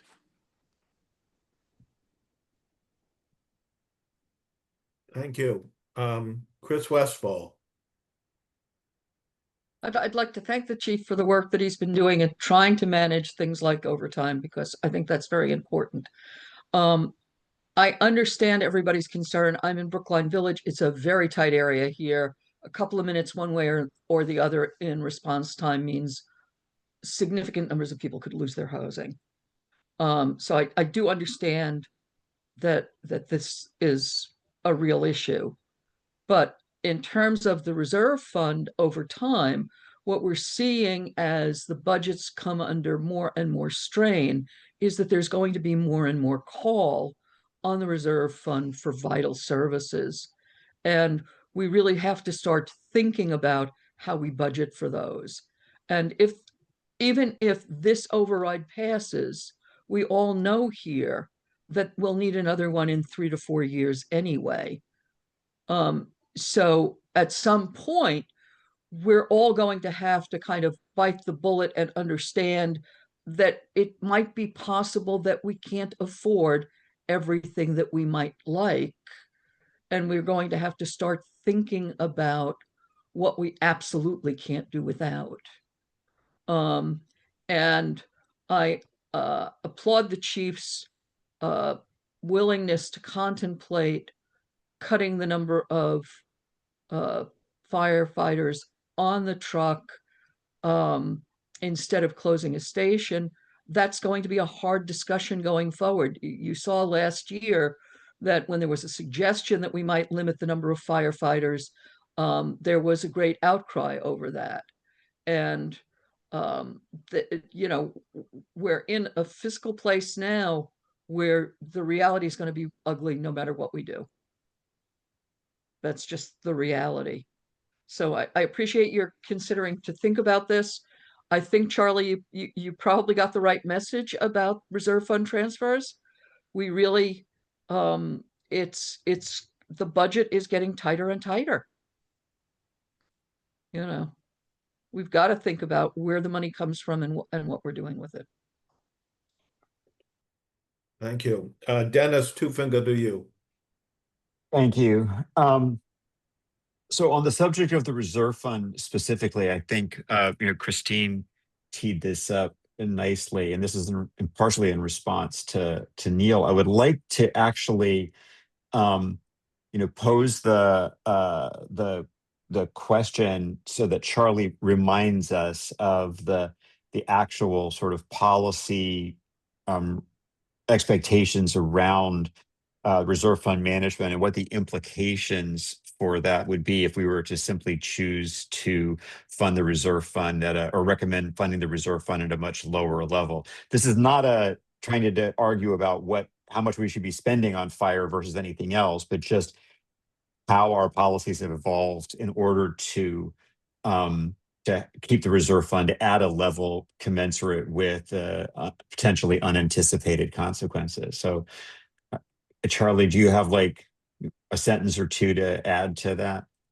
I could talk about it all night. No. Yeah, please don't. So the target for the reserve fund is set by select board's financial policies, and it's 1% of prior year net revenue. And to reduce it by the amount of fire overtime would be to cut that by 30 to 40%. That could have an impact on our bond rating because, you know, reserves are important.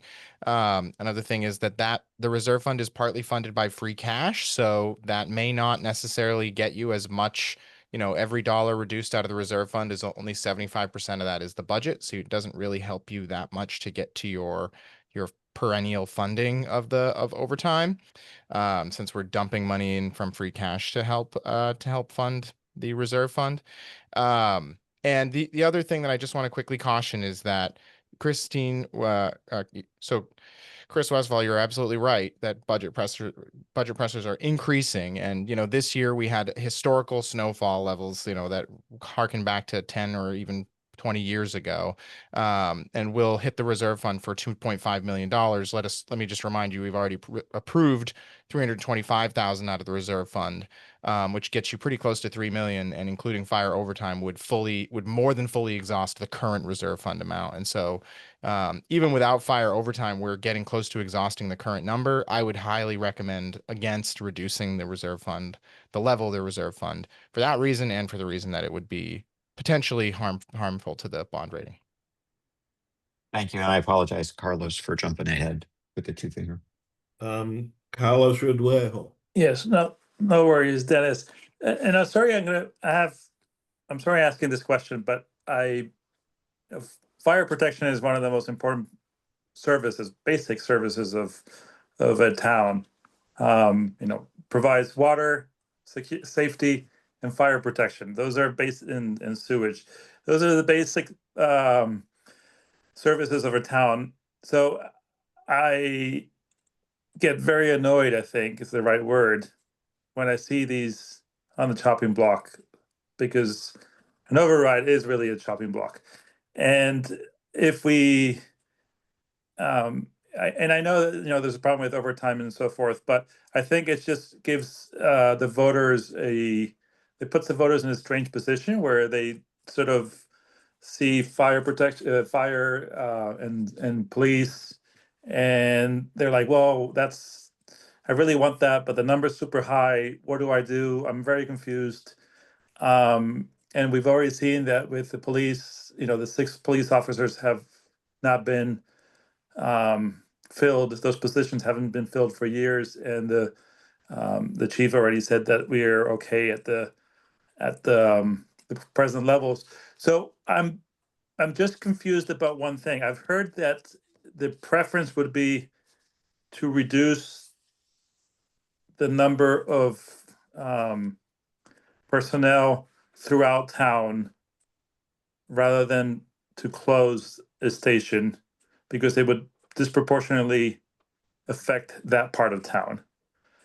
Did I not understand that correctly, or what am I No, missing? you got it correctly. It's still a cut of positions. It's just how you distribute those cuts. So instead of them all coming out of one station, they'll come out, you know, one person off of each company, or, you know, in effect throughout all 4 groups. So you have 7 companies. Right. So 7 times 4, you know, 28. And I think we understand. I mean, everybody of this call is on sort of in the thick of things, and sort of we understand sort of the details of what you're saying. But when you hear on chats, you know, different chats on Facebook, different things in town, and they're saying, well, if we don't pass this override, there's going to be one fire station less. You know, people just freak out. And because they say, well, what if it's the fire station next to me or something? So it's, even though the message might be technically the same, I think what people are hearing is completely different, or the way people react to the message is completely different. So that's why I'm sort of coming back to this question again, because I wanted to, I guess I don't want to freak out the same way. Can I intervene for just 1 yes. second, Carlos? Because I just want to say this for you all, okay? This question and all of the things that you're asking me has been out there in the ether for weeks and weeks now. I have literally gotten 0 calls from anybody, including the press, other than people in this little sphere on the town government. No one has called me and asked me what the impact is going to be. Not one person. So I don't know what people are thinking, because no one's asking me. No one's calling me and saying, Chief, what about this? What about that? You all are the only ones. Yes, and I will read from the FAQ of the Yes campaign. The fire department would likely close a fire station or lay off up to 20 fire stations in fiscal year 2028. So it's it's there, and it's being used, the same way as the police will will lose six positions. So thank you for that. Charlie, I like to say one thing, which is, so the last 10 years ago is when we had the big storm. It was like much bigger than the one we had this year. I mean, it was like 3 or 4 feet more. So I mean, either snow has become a lot more expensive to remove, like twice as much more expensive to remove. And if so, maybe we should think about how much we need to remove it, because it's, I mean, this year it snowed a lot, but it's not compared to 2014 or sorry, 2015, I think it was, when I couldn't see outside the window. So, and Carlos, that's a great point. The difficulty around this year had to do with the number of events, not the total footage, snow footage, and the duration of winter, which was very long. That's partly what happened. The reserve fund transfer in 2015 was 1.5 million, and we're at 2.5 million. $2 million would have been inflation, right? So 1.5 to 2 million would have been just adjusting that on inflation. So we spent $500,000 more than we would have expected. And yeah, but I'm pretty sure we had more events in that year, because I mean it snowed every weekend. This is just my conversation with Commissioner Shute. So truthfully, I am not the snow removal expert, but I just wanted to comment that we actually agree with you on this, Carlos. And I think that as of this time last year, we were socializing the idea of minimum staffing and what's called flexible staffing with the advisory committee. And unfortunately, it was sort of soundly rejected by town meeting and by, folks in the community, the collective bargaining unit. And the maintaining minimum staffing was built into this collective bargaining agreement that went before town meeting this past fall. And so we actually can't change that at this point. But the nice thing about that plan was that the chief would have been able to essentially, move folks around, right? So instead of closing one company, the level of staffing would be such that he could, decide which station had one fewer person on a truck that day, right? So it had some discretion. That was the nice part about it. But so I just wanted to cap that off. I didn't want anyone to be confused that is whether that's still an option. It's unfortunately not an option at this point. Something we could reconsider after this bargaining agreement expires, which is at the end of 27, going into 28, conveniently enough. But in any case, we actually agreed with you broadly and the chief about that being preferable. Thank you. Although I really feel compelled to add, Charlie, that town meeting did not reject 3-man manning. It never got to town meeting. It never really got anywhere. It was discussed at town meeting last year, Harry. I don't believe so, but we will agree to disagree. Michael Berger. Yes, I I have a comment. I agree very much with the comments that Carlos and others have made that the fire is a key service in the town. And I think that the word discretion was used frequently tonight. And I think the town has perhaps misdiscretioned some of its priorities. I think that there's other places in town and the schools, because we have also the overall school budget to vote on. There is slack. We must provide adequate fire safety to the firefighters and to the citizens. And I can't vote for a budget that reduces that. So that's what I have to say. Thank you. Elisa Jonas. Yeah, well, I do have to, I am feeling frustrated also that the fire department, as Michael said, I feel like we need to have more of an overall look at the town and what are the most important functions that have to get done and which aren't. And I can think of several positions that we could be eliminating pretty easily and it wouldn't affect very many people in town. And I don't know whether we need some kind of outside party to do an objective overview of the whole town and prioritize which positions do and don't play important roles. And we might find that, gee, maybe the fire department doesn't need 4, they can do 3-person staffing. I know that the standards don't show that, but I just wonder whether we're global enough as opposed to asking individual departments to do cuts, and I don't know how that can happen. And I feel like there's political reasons why certain positions can't be cut. But when we're in such financial straits, I feel like we need to address that a little better than we are. That's just my comment to everyone. Thank you. Jocelyn Murphy. Thank you, Harry. And Chief, thank you very much. I understand, I've heard this might be your last annual town meeting presentation. If I'm mistaken about that, please share the news. It's going to be close. So I probably will be in this process, but a year from the 30th of this month is my planned retirement.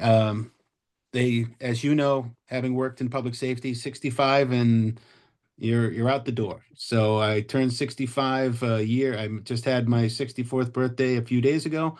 So I turned 65 in April of 27. My contract goes to the end of April of 27. So I may be in this meeting next year. I don't want to say it too loudly, but I may not make town meeting next year. So not terribly sad about that.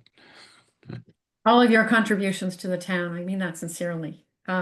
So there's been a lot of conversation tonight, and I'm left a little bit confused. So I'd like to try to bring it together. So based on what I've heard tonight, it is my understanding that the impact from what I've heard from Elisa's really terrific report and your commentary this evening. So the impact of the no override scenario will not be felt until fiscal year 28. That there are options for the fire department that include the unlikely elimination of a company, because that would not be a recommendation, but rather a recommendation for reduced manning. And it is my understanding, this overtime number keeps coming back, and it's a large number, but I believe I heard that overtime is typically 10% of the expenditures in a fire department within departments that have been looked at, and that in fact we are within that range. If I'm not mistaken, I think the expenditures are in the range of 20 million, overtime in the range of 1.9 million. So it seems to me that that use of overtime can certainly be trimmed, but it's not out of the ballpark with respect to other departments. Have I gotten all of that right, Chief? Not exactly. So Please correct me where I'm mistaken. so I would say that typically or on average for fire departments of similar ilk as ours, so metro departments, we don't have too many that are like for like. Charlie mentioned Burlington earlier, and they have a high rate of overtime at 25% of their budget. Burlington is a little bit smaller community than ours, but they also do provide the ambulance service, ALS ambulance service. And so, they're staffing ambulances. We're not staffing ambulances. So it's not exactly apples to apples in every case. But if you're looking just at strictly fire service related overtime, a good number to budget in order to be able to be in the ballpark, I can't predict, exactly from year to year, is 10%. That seems to be one of those kind of magic numbers, if you will. It's not going to be that way every year, but it's in and around that number every year. To Charlie's, analysis, we were at 11% last year, so it's close. So that's the goal. The goal is to be in and around that number because it seems to be a number that is at least you can quantify it and you can look at it as a realistic benchmark for overtime. So to that extent, that's the way we have to look at it.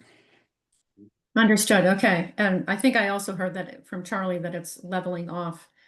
So I assume I got everything else right. I have another question. There was so many pieces to it. I'm not exactly sure, but okay, the impact of the no override scenario will not be felt until fiscal year 28. Okay, so that is a yes and no answer. So the impact to a no vote is $800,000 in fiscal 27 and $900,000 in fiscal 28. We would not contemplate closing a company or making any radical changes to staffing until the second half of that impact. We would try to, work within the constraints of, as I mentioned, potentially some brownouts and other areas, and potentially coming back to you all next year for another reserve fund transfer in fiscal 27 of some extent. We want to reduce that number. Our bargaining, our impact bargaining with the union right now is to, close that gap. And but the realistically is we're not going to close all 800,000. If it comes in around 1.9 again next year, which we anticipate it probably would, even if we do the things that we're looking at right now and bargaining with the union, we're not going to close the whole $800,000 gap. So there's still going to be a gap, but it'll be substantially less. And so that's something I think that we're looking at as fiscally responsible to come back to you all and say, again, hey, we're trying. We're really trying to close this gap, but we still need a little help here to get over the hump. It wouldn't be until we get to fiscal 28 where it would be 800,000 plus 900,000. So now you're looking at 1.7 going into fiscal 28. That's not something that I'll be able to do, with any certainty, even close. So. Understood. I have one more question, but it might be a Charlie Young question. Just on the select board agendas, Charlie, that the fire station renovations, there's a compendium of the change orders that appears in the agenda, and there is not a similar listing of the change orders for the Pierce School. Can you say why?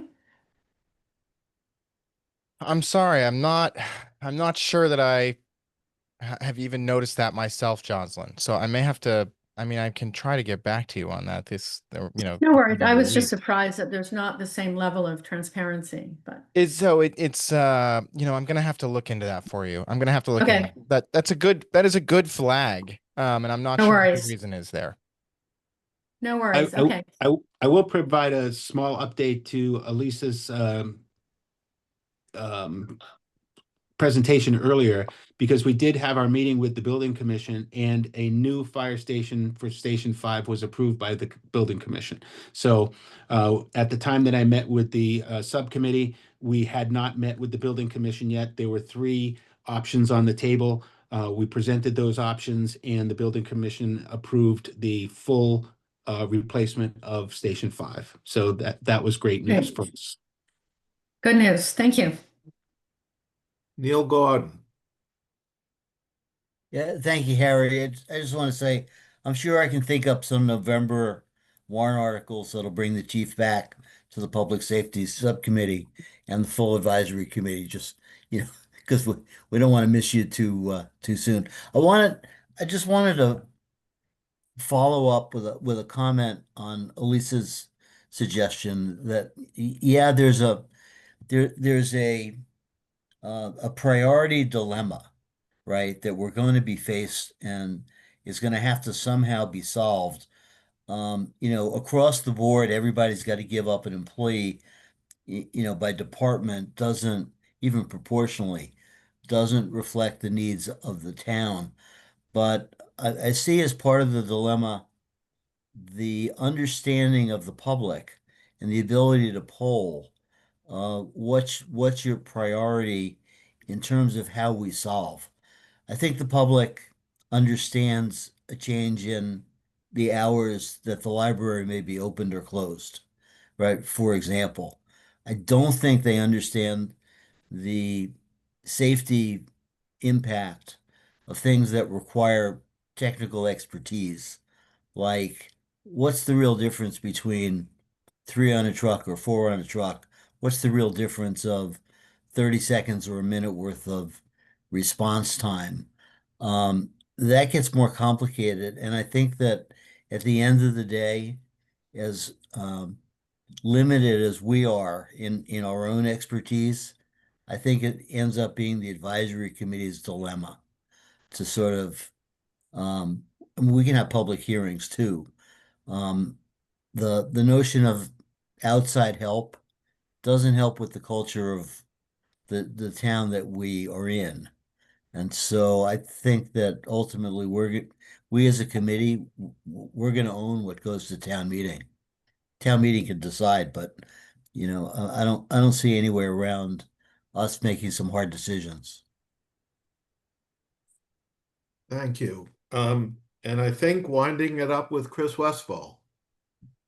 I want to do a little caveat here.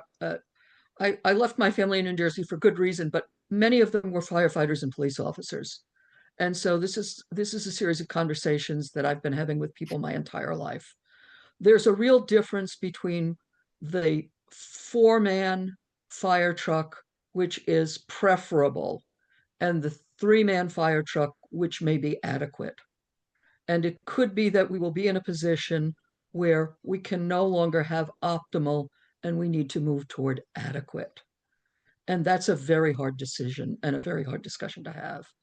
But I want to leave that with you. What we're talking about, we're not and this is, I think, why the chief would prefer to limit the number of people on a truck as opposed to closing a station.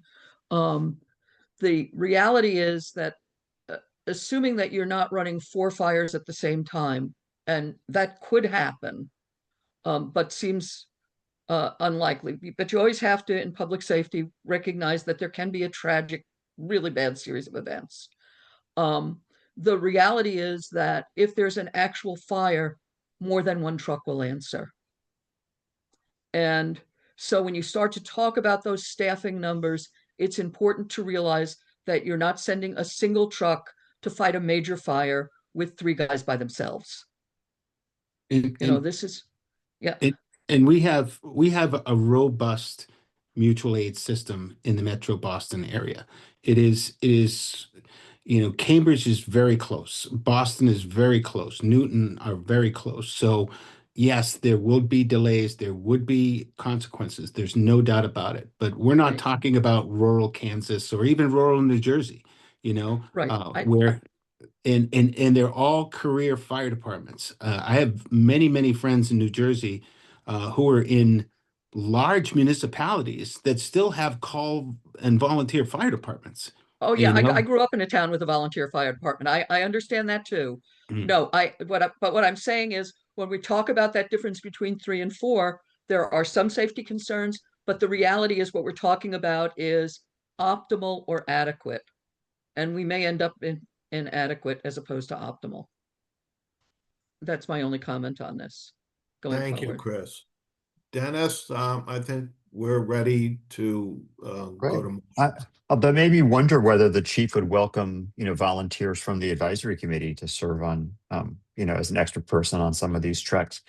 Looking at the average age on the at least those with cameras on, I wouldn't recommend it. I think that's probably right. Is there an age limit on volunteers too, Chief, or that's only professional firefighters? It's generally only professional firefighters. Okay, well, that opens up a lot of opportunity. There you go. All right. So Elisa, we need a motion from the subcommittee.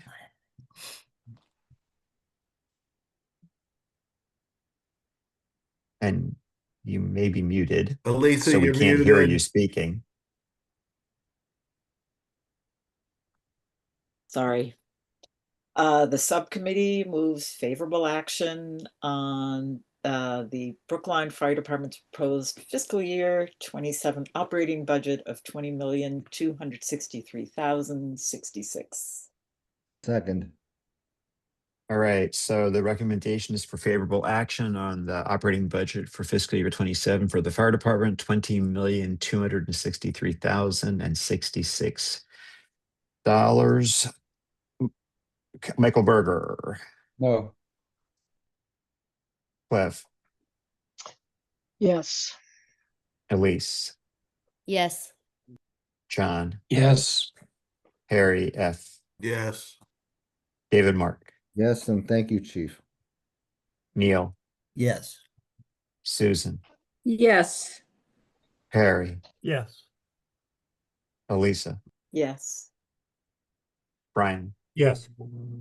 Alec. Yes. Carol. Yes. Liz. Yes. Pam. Yes. Jocelyn. Yes. Donnell. Did we lose Donnell? Linda. Yes.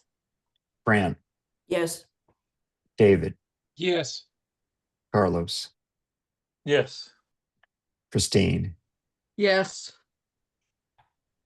All right, thank you. By a vote of 20 in favor, 1 opposed, our recommendation is for favorable action on the fire department operating budget. Chief, we're going to miss you coming before us.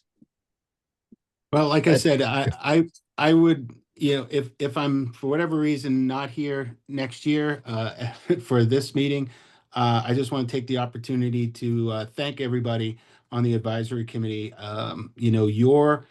Your insights and your questions are exactly on point, and I actually always look forward to come before the advisory committee because it's a good test of my skills, but it's also a good representation of what town government can and should be.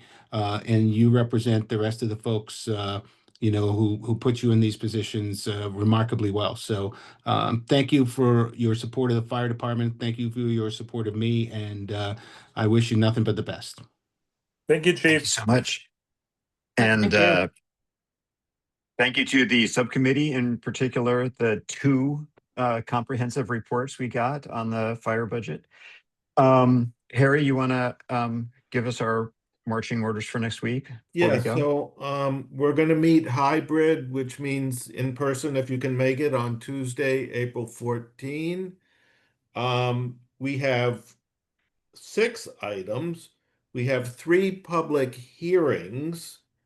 Warrant Article 6 on unpaid bills, Warrant Article 5 on certain budget amendments, which I believe Melissa or Charlie will be there to explain. Warrant Article 7 on the override stabilization fund. And then we have 3 public meetings. Warrant Article 23 on Select Board and School Committee stipends. We'll be doing the operating budget of the Finance Department, and we are planning at this point to do the budget of Town Council's office. Great, thank you. And that meeting is not in 103? It's not in 103, it's in the 5th floor in the school committee room. So if you've ever wanted to be on school committee, this is your chance to practice sitting around their table and pretending you are. In their nice leather chairs. Yes. Yeah. All right. Thank you, everybody. See you on Tuesday. Good night, everyone. Good night. Good night.